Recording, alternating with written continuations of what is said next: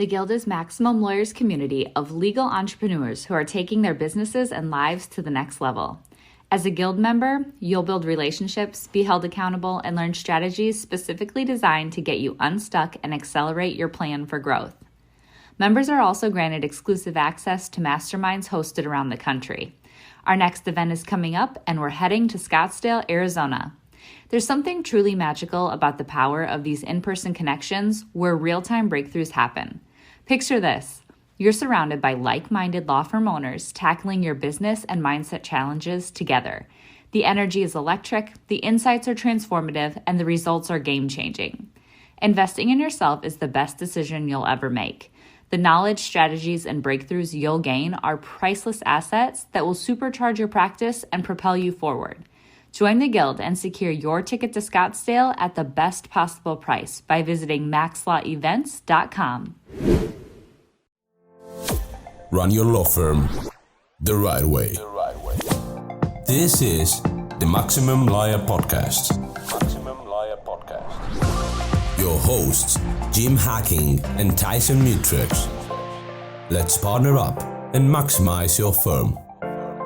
Welcome to the show. In today's episode, we're throwing it back to MaxLawCon 2019 by sharing Gary Falkowitz's presentation on intake. Let's get to it. I Want You to Want Me. Raise your hand if you know that song.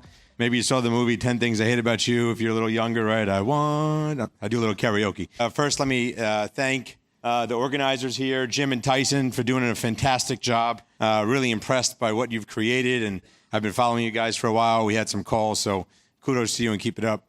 Thank you for having me. I'll apologize for the New York accent, right? I tend to be loud and fast. So I could preface it with the apologies so later on you can't get mad at me. Quick background on myself. I'm an attorney. I've been practicing for 15 years. And I had jumped to the point where I was managing the intake for Parker Wakeman, a national PI law firm in New York. And it was 3 weeks into my tenure there. And I go, wow. And I said, wow, what is going on here? We have these BlackBerries. We're getting these leads. I'm hearing about some of the numbers for cases we were resolving or what we were resolving cases for. And I was intrigued because they didn't teach me, as I'm sure they didn't teach you, about how to run a law firm in law school and how to run that business. So I immediately went to my boss, Jerry Parker, and said, Jerry, thanks so much for this opportunity. Oh, by the way, if another opportunity comes up within the firm where I can get involved in the business side of things, that would be wonderful. And he sort of gave me those the words of, hey, thank you, but please go back to your office and do what I paid you to do. I guess luck has it. I got promoted to managing attorney intake department. I ended up being the face of the law firm on TV. Ended up managing our intake process, our referral process, got to know a lot of lawyers in the business.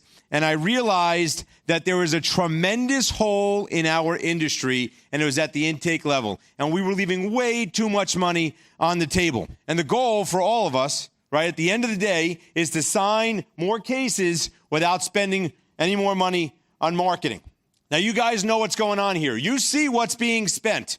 Right? You see that you know what the cost per clicks are. You know that best mesothelioma lawyer, this is old, by the way, so it's probably 30% more than that, I'm sure. Right? We have to spend a lot of money. Most expensive keywords, lawyers right up there next to casino, which is really no coincidence, is it? Because we're gambling. But why? Why are we spending so much money? And the reason is very simple. Because our ability to make money on a retained case is very high, and we can make a lot of money from those cases that we retain. Guys, it might be as simple as, let's go spend another $500,000 on marketing. Let's make that phone ring. Let's get those leads, those web chats, and then the web inquiries. But that's going to get you leads. The goal is not to get the most leads. The goal is to get the most retained cases. And this is how it really works, and this is big. You've got to have a bridge. You have to understand that there is a bridge between what the claimant wants and what you want. Then I want to go back for a moment because I kind of forgot what the whole reason I said that song, I Want You to Want Me. Now, you might think it's because you're a lawyer and you really want these claimants to want your services and we just want more and more clients. That's not my point. My point is, in this day and age, the claimants have so many options at their fingertips that when they call you, they want you to want them. They want you to want them so bad that they don't have to call anybody else. And if they're not convinced that you want them as a client, they'll just call one of the other law firms. I'm going to throw out a little test real quick, by the way. I have a book. It's a complete guide to law firm intake. If you take a picture of me or video of me and you post it on social media and you tag me and you do say something about intake, hashtag intake, I will send 3 copies of my book to your law firm. And I promise you that there are some nuggets, valuable nuggets in that book. So they want you to want them. Now, the thing about this bridge is, in this day and age, how easy is it for a claimant to find a lawyer? Everybody I know who's an adult, maybe some kids know also, they know the beat to Celino and Barnes. Celino and Barnes, injury attorney, right? You know it. You should know it. Even if you don't live in New York, I'm sure you've heard it, right? It's so easy to find a lawyer. It's so easy to speak with 2, 3, 4 lawyers. I am moving. I had to contact, and I always contact, because I'm always thinking about considering my options, whether it's just how much money I'm spending or the quality of service. So I'm moving, and I had to contact multiple moving companies. And I got to tell you, I went with one of the more expensive moving companies because of the conversations I had with him and because he made me feel like he knew what I was going through. The cheapest one, which probably some people would have gone with because it didn't matter, it was less money, it was a robotic conversation. Robotic. Here are the numbers. This is what it is. Blah, blah. I needed more. And the reality is he didn't realize that or maybe he didn't care that I had options. At the end of the day, our claimants have options at their fingertips with these smartphones, with the web, right? The advent of the internet. They can copy. If you haven't seen it, I could tell you, as a CEO of an intake company that handles general answering service and intake and retention for law firms throughout the country, I could tell you that claimants will copy the summary of their circumstance and then paste it on 5 other law firm sites. And who usually wins? Say it. The first one who responds. So now the more apparent and more attractive your bridge is, the easier it is to cross. Now you might say, Gary, what does that mean? Well, when a claimant calls up and you ask them, well, can you get me that police report? I'd love to see that police report to see what it says because there's some questions here. Does that make it easy for the claimant? You want me to go back and do work? I have another law firm I just spoke to that said they'll have someone at my house in 2 hours, and you want me to go get a police report so you can review it. Guys, 20 years ago, on a Friday evening, if you were an attorney, you can get a call from a new lead, tell that claimant that the case seemed very interesting, tell them that you'd call back on Monday about whether you can help, and 20 years ago, you probably still had a good shot at signing that claimant. I dare you, and I really don't dare you, but I dare you to try that now. And we'll talk about some of these more detailed things that you can focus on at your own law firm. So have a more attractive bridge, because if you're making it difficult for a claimant to sign with you, if you tell a claimant, well, I can have someone at your house on Friday at 3 o'clock, and today is Wednesday, and it's 2 o'clock. Oh, you can have someone at my house at Friday at 3 o'clock. I happen to be busy at Friday at 3 o'clock. When's your next appointment? It's not about you. It's about the claimant. Think about the question from, I can have someone at your house tomorrow at 3 o'clock, to, I can have someone there as soon as possible. How's today in an hour? Make it about the claimant. I get passionate. I get loud. I'm sorry. Okay, this is a big one. Blackjack. Raise your hand if you played blackjack before. The ones that didn't raise, I know you played blackjack too. The way you win in blackjack is you have to make an assumption. You have to assume that the dealer has a 10 that's face down. And then you make a decision because statistics say or reveal that if you act based upon that assumption, you're putting yourself in a better position to win. Same thing goes right now with our law firms. If you're intake specialists, if your law firm, if your process is not assuming that the claimant has already called 2 other law firms, you'll lose. You know, you talk about, and I thank Seth and Harlan, and these guys, they are shoulder deep in what they do. And Harlan always says, you don't know what you don't know. If you're not reacting to the society of where we are right now from a technology standpoint, and you're not changing, and you're not adapting, you're putting yourself at a disadvantage to your competitors. You just are. And here's something that I'd like you to do. I want you to go back to your office. And I want you to ask whether listen, we have a whole slew of lawyers here. We have law firms that are solo practitioners. We have law firms that have 10 plus lawyers. Whoever picks up the phone for you at your law firm, I want you to ask them that if a claimant contacted us and one of our competitors, why would they choose us? They need to be able to answer that question, guys.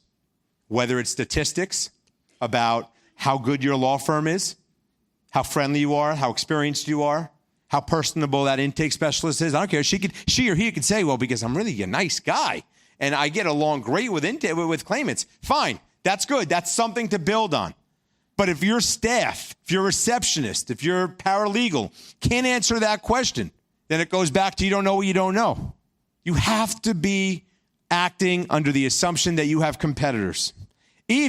Now, I consult law firms on intake as well. I'm shoulder deep in this stuff, guys. I left that law firm, and they're a great law firm. I left the law firm to begin consulting law firms on intake so that I can help them figure out where their holes are in their law firm. Then I opened up a call center where law firms will outsource their general answering service or their intake and retention for some of the higher volume mass storage stuff to my company. And I have my own law firm, getgary.com. So I am shoulder, head deep. I'm underwater in intake. I love every second of it. You have to understand how much more revenue you can have if you maximize your intake process. So here's a question for you. Raise your hand if you have money in the stock market. I'm not going to ask you how much. How much? Okay, everyone has. Good. A lot of people do. Raise your hand if you have a stockbroker or someone that manages your investments. Okay. Raise your hand if you have someone that manages your intake process. Fewer hands. I'll tell you why that's interesting. And I have it somewhere. Here it is. If your portfolio doubled or tripled in 3 to 5 years, you would be ecstatic, right? And you have this broker who's making sure that you're selling when you're supposed to sell and buying when you're supposed to buy. And you'd be ecstatic if you could double or triple that, your investment. Yet in our industry, we're not doubling or tripling our initial investment. Sometimes we're doing a 10x, a 50x, a 1000x return on our investment in our business. I'll even go one step further. Sometimes our cost per acquisition was $0 because of our reputation within the industry and because of our relationships. And when we made money, you can't even compute what your ROI is because there was no cost per acquisition. It was your friend's cousin who knows you're a personal injury lawyer or some other type of lawyer. Yet we don't have someone managing the front end of our business. And I'm not pointing fingers, right? Because I've been there. I've fixed it for multiple law firms.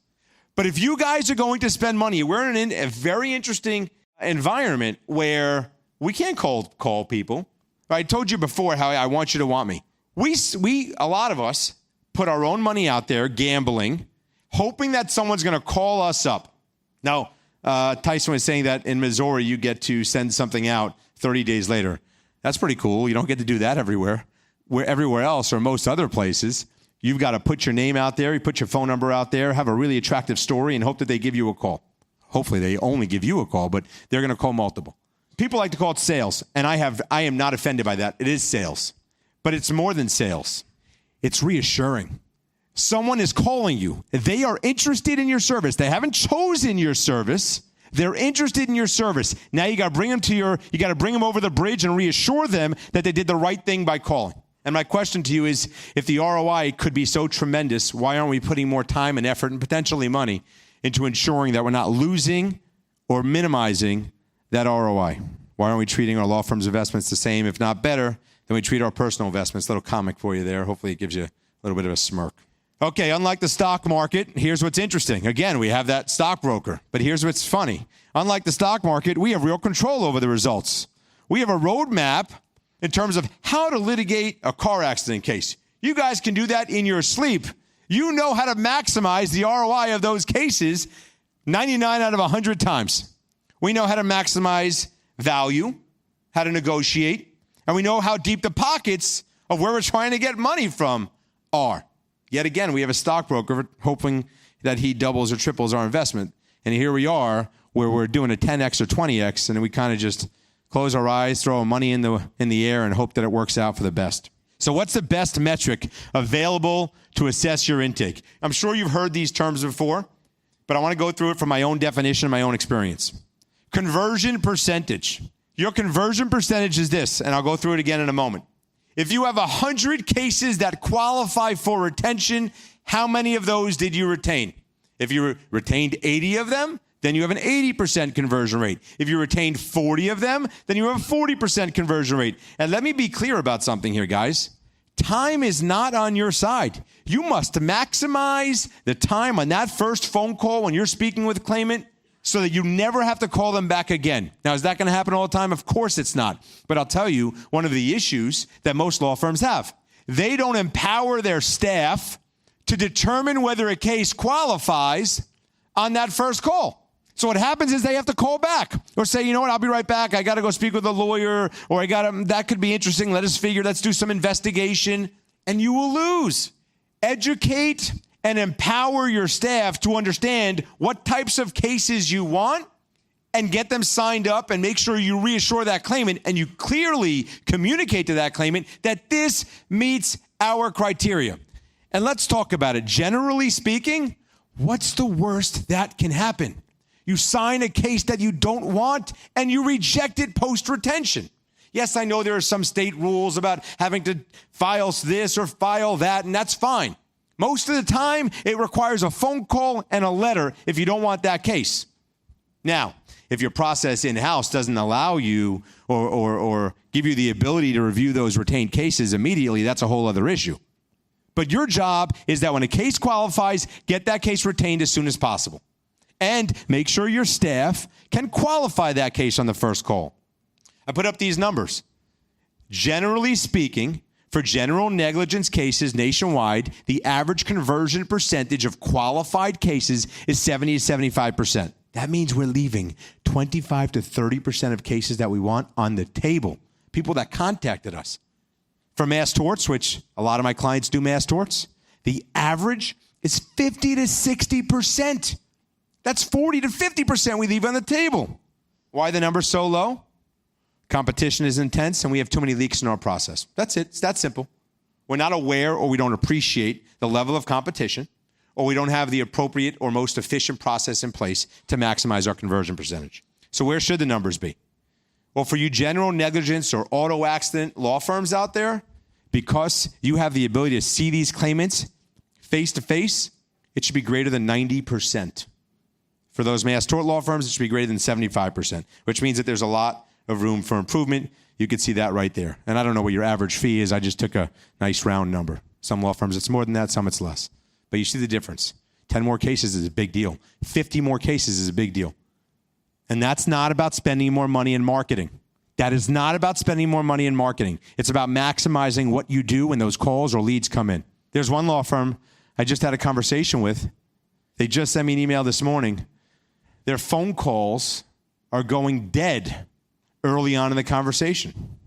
That's a leak in the process. There's another story I just heard today where a law firm had a phone number that was marketed and it wasn't even working, and it may not have been working since March of last year. Those are leaks in the process.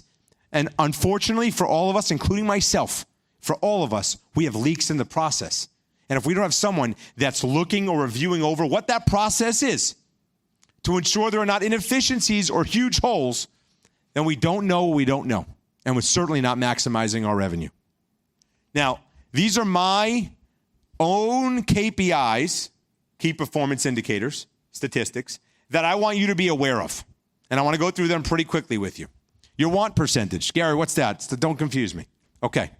If I get 1,000 leads last month, how many qualified? When you hear the word qualified or you hear the word want, it's the same thing in my opinion. How many of them qualified? And remember, we have to make that qualification decision on the first call. We do not have the luxury to say, I'll give you a call back in a week after I review the facts of your case, do some case law studies, and speak to some colleagues at another law firm or something. How many of those cases, what's your want percentage? Why is that important? It tells you how your marketing is doing, right? It tells you what, I want to know my cost per qualified case. Is that here as well? No, good, because it's the same thing. My cost per qualified case. Everybody's like, oh, what's your cost per retainer? What's your cost per lead? That's not so important. If you want to judge your marketing, it's what's your cost per qualified case. If my marketer is getting me 5,000 leads and my cost per lead is 80 cents, that means nothing to me if I only wanted one case and I spent $50,000.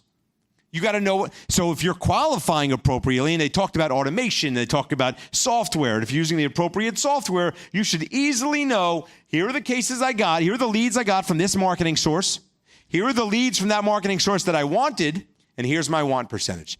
Why that's important going forward is so that you can hold your marketing company accountable. Hey, you guys have been great. It's been a 35% want percentage. 35% of your leads have been qualified every month for the last year, and you just were at 4%. What happened last month? Can you get it fixed? Do you know what it is? Because we've been using the same criteria for the last 2 years. Big deal. Next, your conversion percentage, we just talked about it. You need to know that. What does that tell you? Does that tell you about your marketing? No, it doesn't. It tells you about your intake process.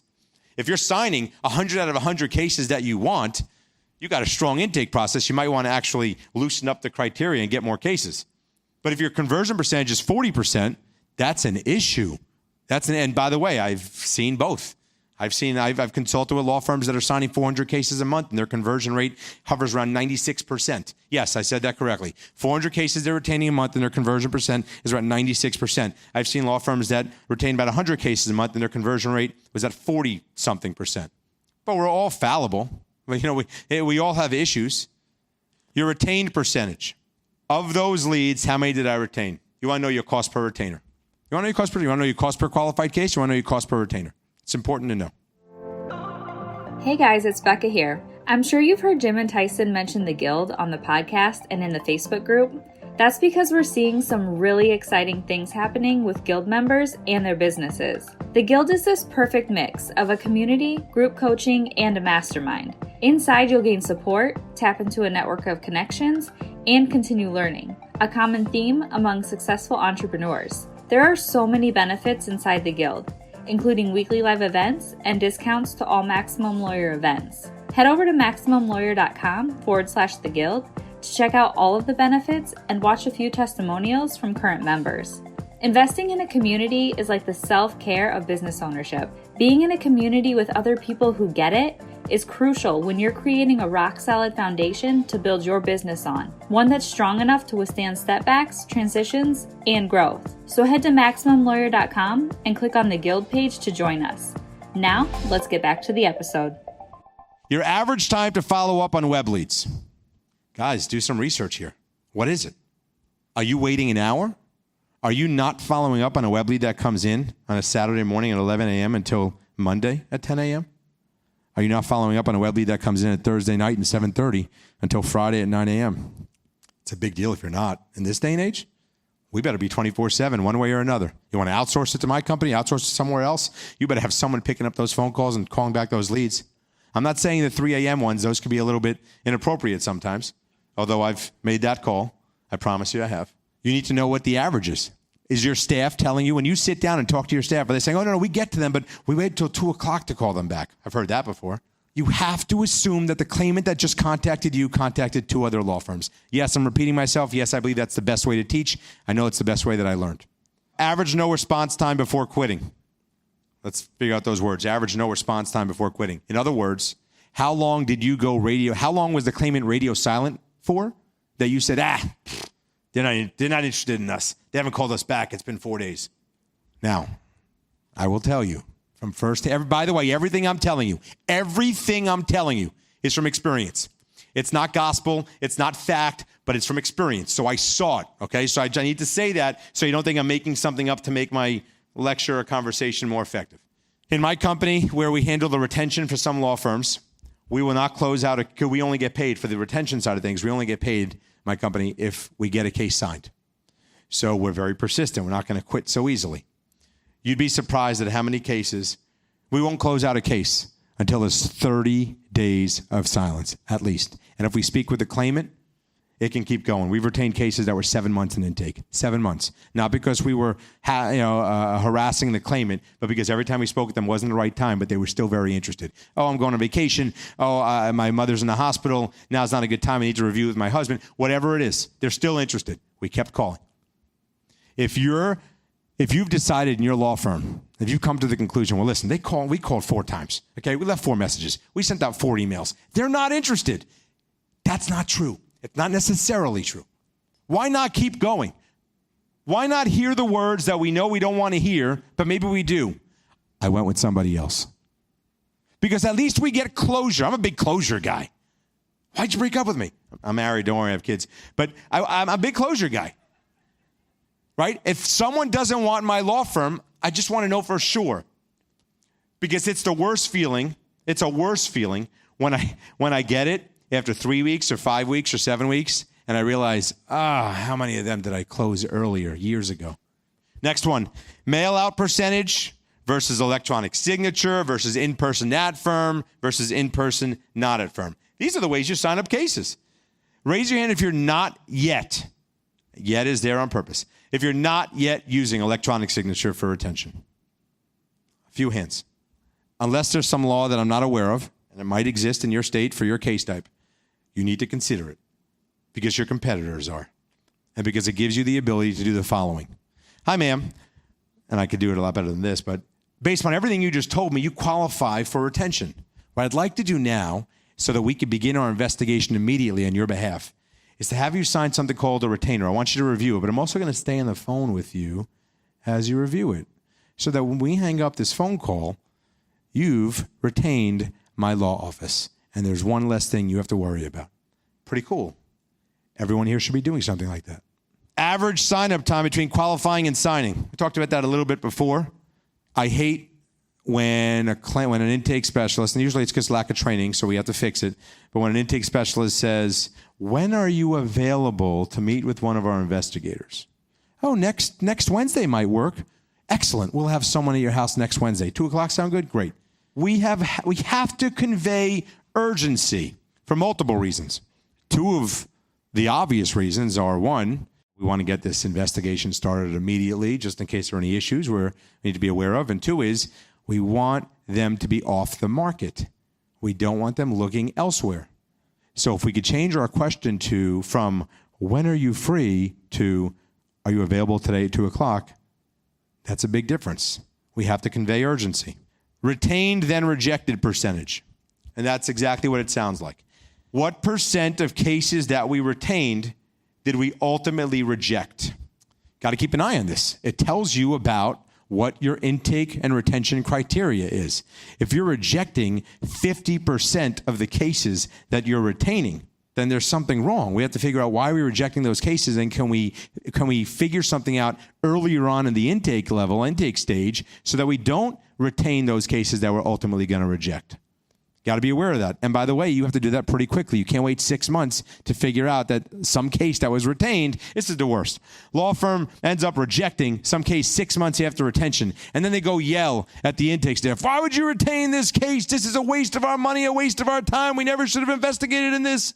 It took you 6 months to figure that out? You have a bigger issue, much bigger issue. Average number of cases qualified on first call. We talked about that before. So all these CRMs and case and intake management software companies, right? They will have a status, which everyone in here should hate, but it's got to be there because there's always an exception to the rule. And that status is under review or investigating or attorney review, right? And why do I hate it? Because it's kicking the can down the road. It's not making a decision yet because we're nervous we're going to make the wrong decision, right? So what we have to figure out is what percent of the cases are we qualifying on the first call? And the ones that we're not, why are we not? Are we not educating or are we not empowering?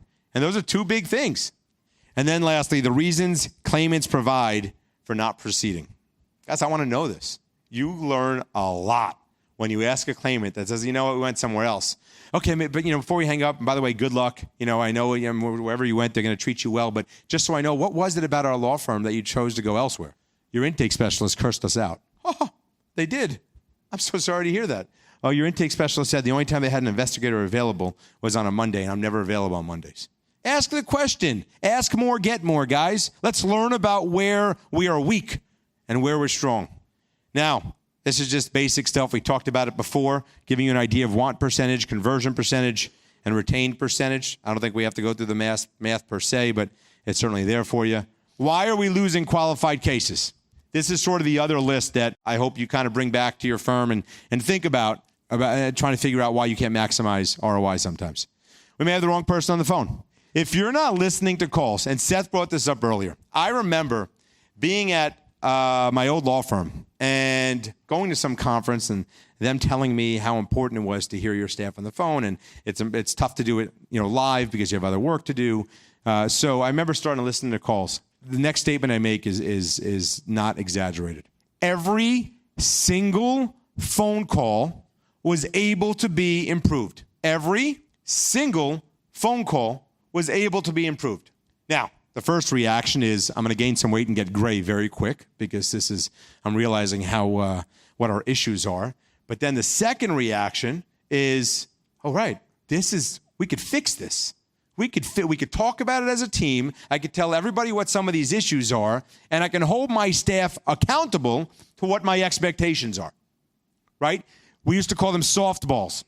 When a claimant tells you that they've been injured, compassion with reassurance. So, man, what happened? I broke my arm and I'm in the hospital. One option is, when did that happen? Not a great response. The other option is, oh my God, I'm so sorry to hear that, compassion, but you did the right thing by calling. We handle cases like that all the time. Can I ask you some questions about what happened? Sure. Compassion and reassurance. It's a softball. It's a great opportunity. And if your team isn't doing that, if they're not thinking about little things to be liked by this claimant, then they lose to the other law firm they just spoke with.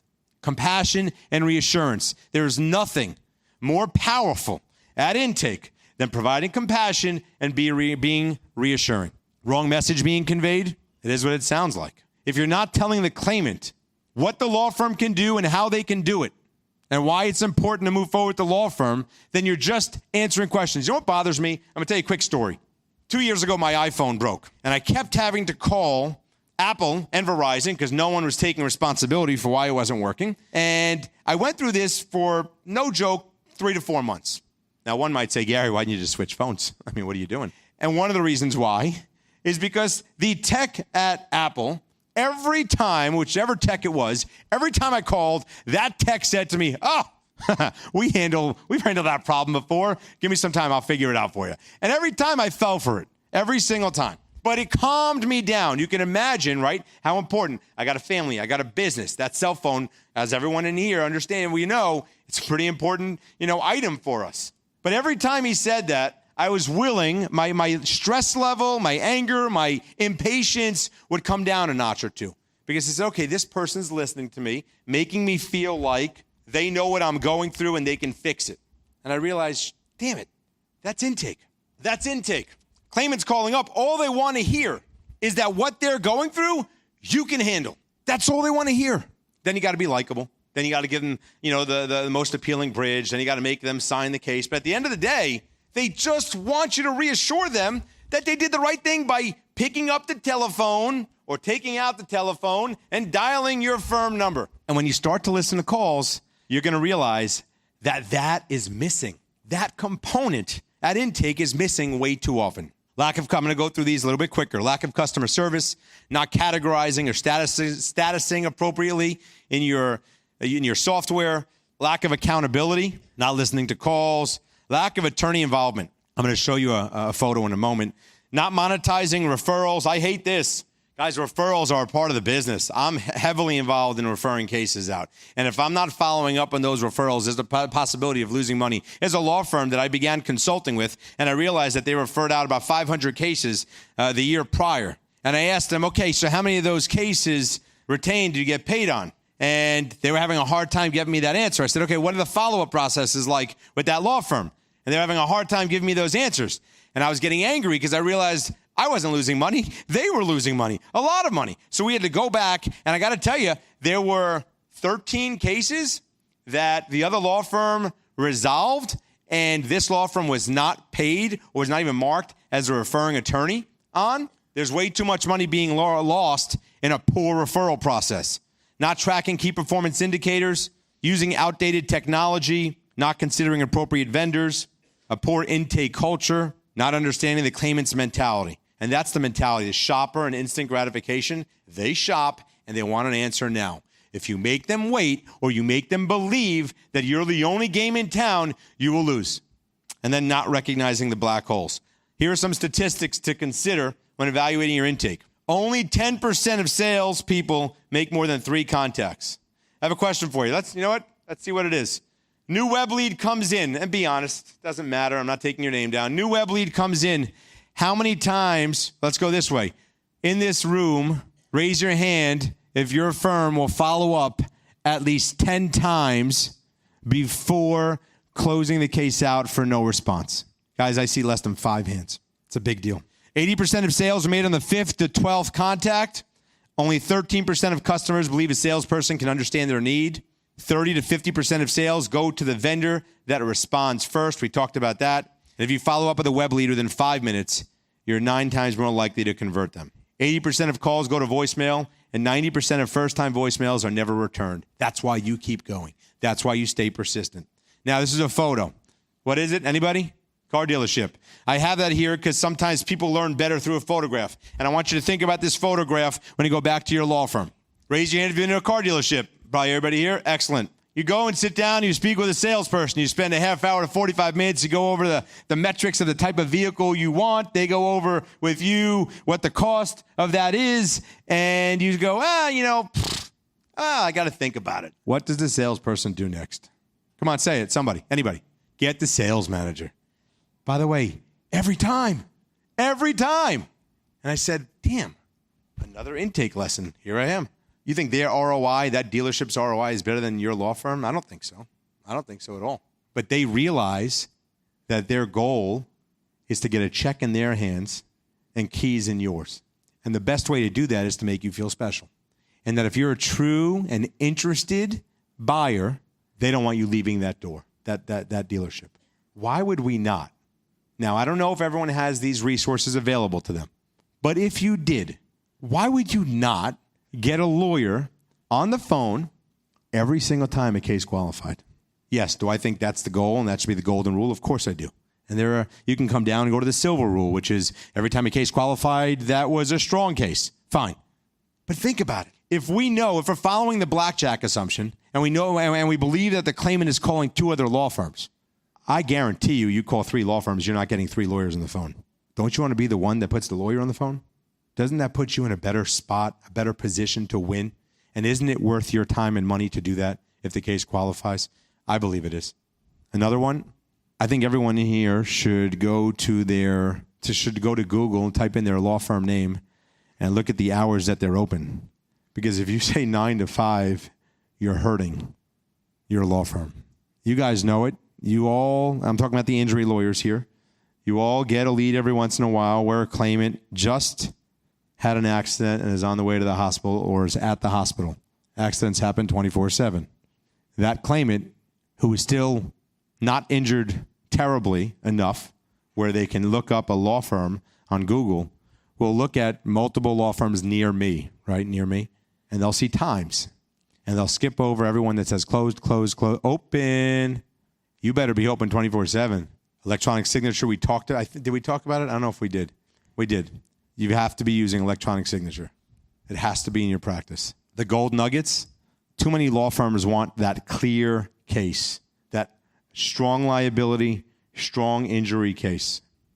And I submit to you, and I think you'd agree, that you've had many cases, many leads come into your office that were questionable at the outset, but you decided to take a leap of faith and retain that case. And that case turned out to be one of your bigger nuggets, one of your bigger revenue cases of the year. You cannot ignore the smaller cases. You cannot say, that looks like it's going to be a small one. I know it's clear liability, but they're only complaining of a little bit of back pain, and they're not sure they're going to go to the doctor tomorrow. It still might be worth your time. 10 things your firm must do. We're getting to the end here, so for those of you who are sleeping, wake up. We're almost done. 10 things your law firm must do. Sign more cases, listen to calls, track KPIs, review all decisions made, enforce strict procedures, have attorneys get involved, improve and strengthen your intake packet. It can't be a 10-page retainer. That doesn't work. Hold frequent intake meetings. Hold referral firms more accountable. Keep your intake staff motivated and prepared, and convey the reassurance, the interest, and the urgency. That's my book. Whether it's general answering service, whether it's intake and retention, whether it's consulting, whether you're thinking about getting a mass torts and you want to co-counsel. I am head deep underwater in intake. I love the topic. I think it can have an immediate and significant impact on your revenue. Guys, thank you very much for your time today. Thanks for listening to the Maximum Lawyer Podcast. To stay in contact with your hosts and to access more content, go to MaximumLawyer.com. Have a great week and catch you next time.